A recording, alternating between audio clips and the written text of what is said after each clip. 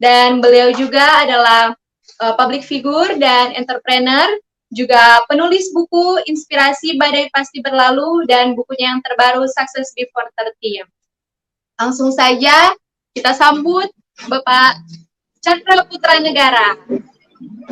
Selamat malam, Revalda. Oke, terima kasih. Saya buka masker dulu ya. Oke, karena saya masih di mall. Selamat malam semua, salam hebat luar biasa. Oke, tadi kita udah mendengarkan proposal bisnis dari presenter kita, Ibu Sherry Onibala. Itu salah satu top leader senior kita di Manado, Emerald legendaris ya di Manado. Dan tadi ditutup dengan baik sekali oleh Bapak Daniel Sairang. Saya masih teringat 18 tahun yang lalu, beliau menulis surat kepada saya, dan waktu itu masih zaman pakai surat ya. Jadi pakai surat, beliau mengatakan saya ingin sekali ke Surabaya bertemu dengan Bapak Chandra. Ya, tentu sekarang di Instagram, di YouTube kan banyak, Pak Chandra kalau saya pengen ketemu sama Bapak gimana caranya. Dari kesungguhan hati itu aja sudah menunjukkan kalau saya harus tidak bisa menolaknya. Dan statementnya itu sangat luar biasa, beliau datang sendiri. Karena di mana-mana murid itu cari guru, bukan guru cari murid. Ya, Anda harus tahu. Dan Anda lihat di Instagram itu ada fotonya, Pak Daniel Sairang, saya lihat seorang anak muda, sarjana akuntansi. Tapi memang benar, kisah beliau itu menarik ya, 18 tahun yang lalu.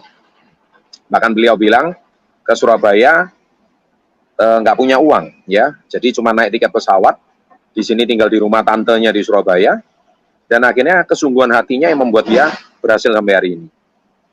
Tahun lalu, income tahunannya aja mencapai 500 juta. Income tahunannya aja, belum income bulanannya. Belum income hariannya. Nah, mereka berdua sekarang bersama istrinya membangun bisnis ini. Oke, saya hari ini cuman pengen cerita sedikit rahasia keberhasilan dari Pak Daniel dan semuanya. Dengan salah satu topik saya malam hari ini itu bicara tentang mindset. Saya lihat di kolom pertanyaan, itu banyak orang yang jujur, kalau saya berikan satu pertanyaan, Anda pengen kaya raya nggak? Kalau Anda tanya dijawab pengen kaya raya, semua orang pasti pengen kaya raya. Anda tanya di kolom komen, Anda tulis saja sekarang, kalau Anda mau dikasih duit 100 juta per bulan, Anda juga pengen nggak? Nggak ada yang nolak dong. Semua orang pasti mau. Saya mau, 100 juta per bulan saya juga mau. Tapi permasalahannya sekarang satu, kenapa uang 100 juta per bulan nggak pernah mampir di rekening Anda?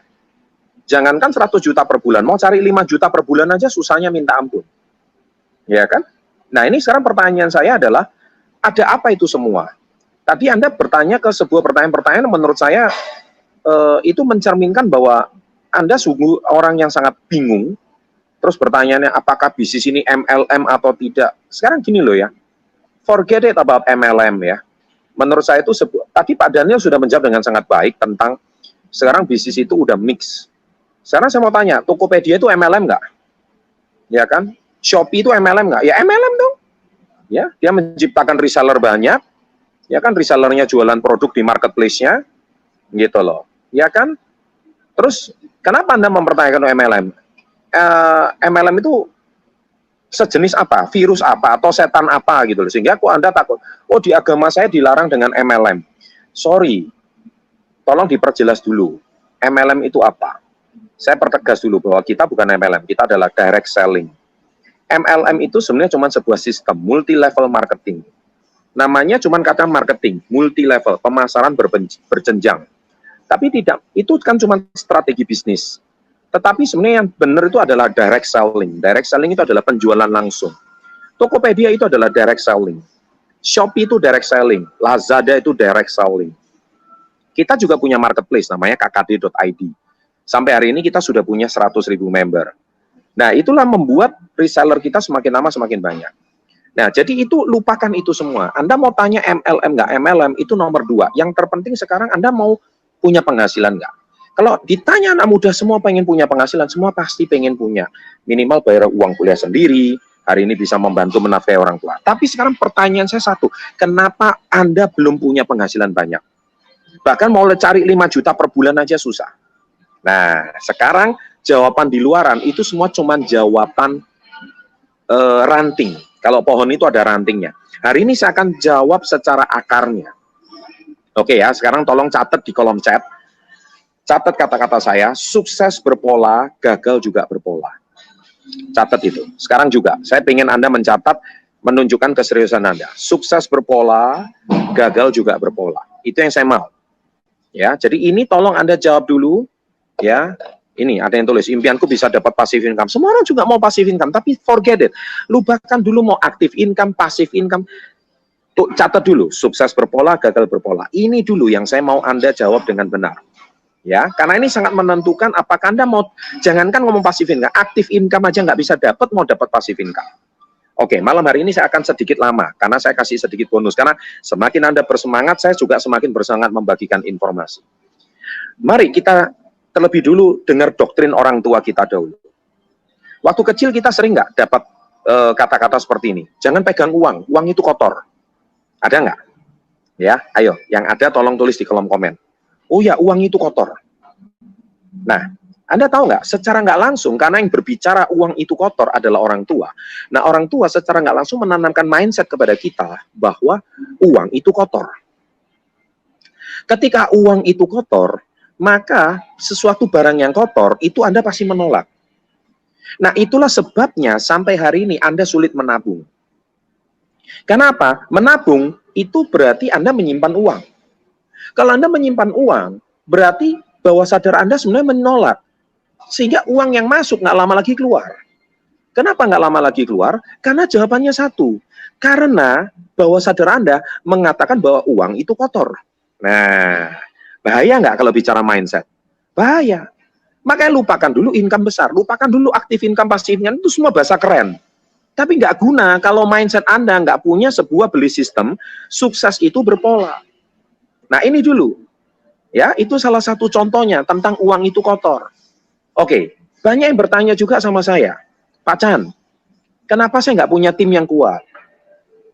Kenapa saya nggak punya karyawan yang solid? Ini banyak ini, pertanyaan manajer-manajer banyak. Active income itu terjadi dari mana? Penjualan produk. Passive income terjadi di mana? Kalau tim Anda bergerak untuk melakukan pola yang sama. Tapi kenapa saya nggak punya leader yang kuat? Karena saya nggak punya reseller yang solid. Saya nggak punya tim yang strong. Nah, kalau dicek sejak kecil, jangan-jangan Anda sudah punya pola apa? Polanya adalah Anda jangan-jangan tidak pernah mudah percaya sama orang. Ya, Anda ditanamkan itu sama orang tua Anda. Jangan mudah percaya orang, karena orang tua saya dulu mudah tertipu. Saya dipinjam uang tetangga nggak balik. Saya dipinjam adik uangnya nggak balik. Jangan mudah percaya orang. Rumah itu harus dikunci. Mobil harus dikunci, sepeda motor, karena sepeda motor saya sering kecurian. Nah, anak yang kecil yang polos ini ditanamkan pola seperti ini sejak kecil sehingga dia punya mekanisme belief system ketakutan di dalam otak bawah sadarnya. Ketika yang berdominan adalah ketakutan, maka sukses berpola, gagal juga berpola. Ketika pola ketakutan ini terjadi, akhirnya ketika dia punya tim yang akan solid, tim ini tidak akan bisa besar. Karena apa? Anda tidak punya sebuah belief tentang saya harus percaya sama orang. Kalau Anda hari ini gimana mau punya tim yang besar, kalau Anda sendiri nggak percaya sama tim Anda. Makanya saya hari ini di rumah punya seorang suster yang jaga anak saya, itu udah ikut saya 10 tahun. Ada yang tanya sama saya, Pak Chandra rahasianya apa punya karyawan yang loyal? Karena satu, saya belajar percaya sama orang. Pak Chandra berarti nggak pernah ketipu ya? Pernah dong. Tapi saya nggak pernah membuat energi ketipu yang dominan itu mendominasi pikiran bawah sadar saya.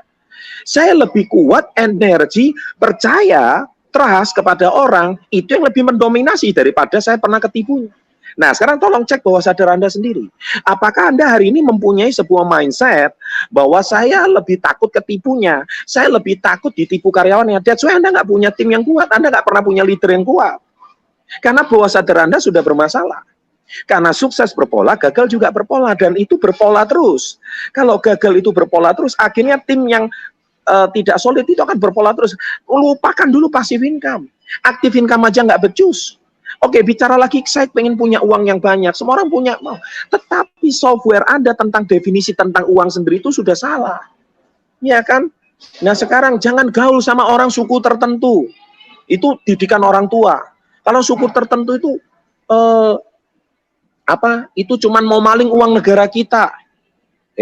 Itu yang tanamkan sistem itu adalah zaman Belanda. Belanda itu paling pinter divide et impera, paling pinter memecah belah. Bangsa kita udah merdeka 75 tahun, tapi otak Anda belum pernah merdeka selama 75 tahun.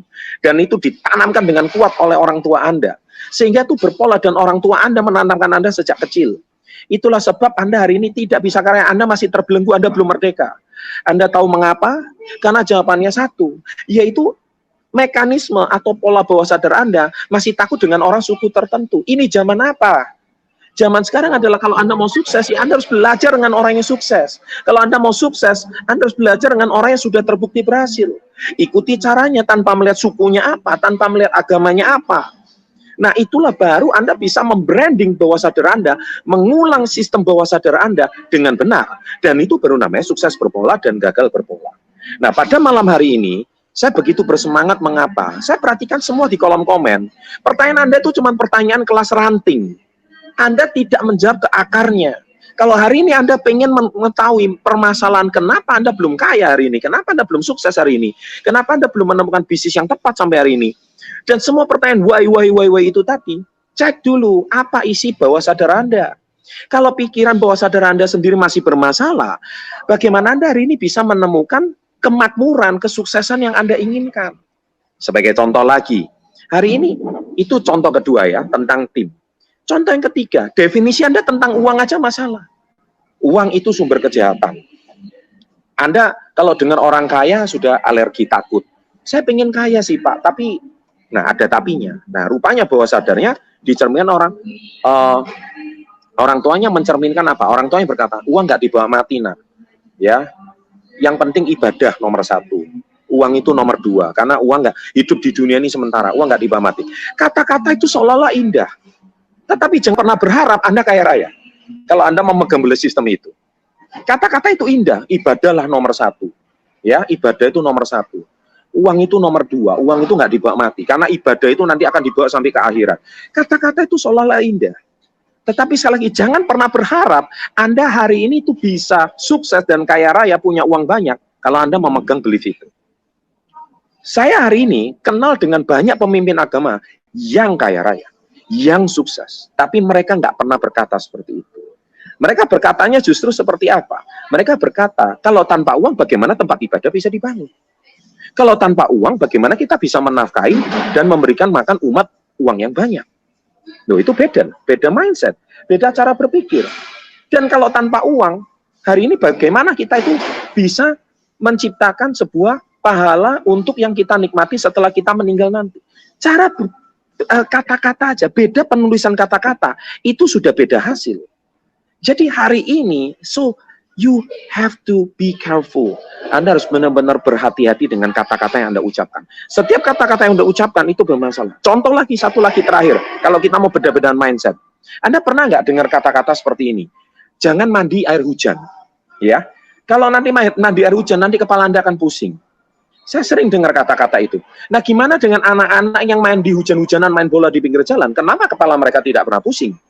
Dan saya juga percaya kata-kata itu, karena itu didoktrin dengan kuat sama orang tua saya, sampai saya besar. Jadi setiap kali saya kena air hujan, kepala saya pusing. Sampai saya mengerti kata-kata ini, akhirnya istri saya untungnya tidak. Istri saya ini kelahiran Samarinda, dia sejak kecil mandinya tuh mandi air hujan. Dia pernah tinggal di Tarakan, dan di Tarakan itu susah PDAM. Jadi kalau dia mau mandi dengan lancar, dia harus menerima air hujan. Jadi akhirnya istri saya setiap hari mandi air hujan, dan anak saya sejak kecil nggak pernah didoktrin seperti itu. Anak saya mandi air hujan sejak kecil, dan akhirnya dia sehat-sehat aja sampai hari ini. Nah, ini sebuah statement, sebuah belief system yang berbahaya, karena sukses itu berpola dan gagal itu berpola. Ini sebuah contoh-contoh kecil yang saya bagikan. Nanti saya kayaknya bisa menerbitkan buku ketiga nih, jangan-jangan, ya kan? Karena supaya mengatur cara berpikir Anda yang keliru semuanya. Baik, pada malam hari ini, lupakan dulu itu semua. Mau aktif income, passive income, lupakan itu semua. Yang terpenting sekarang satu, benarkan dulu cara berpikirmu. Nah, Anda sudah berada di komunitas yang tepat, yang akan membimbing cara berpikir Anda yang keliru selama ini. Yang akan membimbing cara berpikir Anda yang tidak tepat selama ini. Sehingga mungkin Anda butuh komunitas yang tepat supaya memperbaiki cara berpikir Anda. Oke, terima kasih, selamat malam semuanya. Sampai jumpa di pertemuan berikutnya. Salam hebat, luar biasa.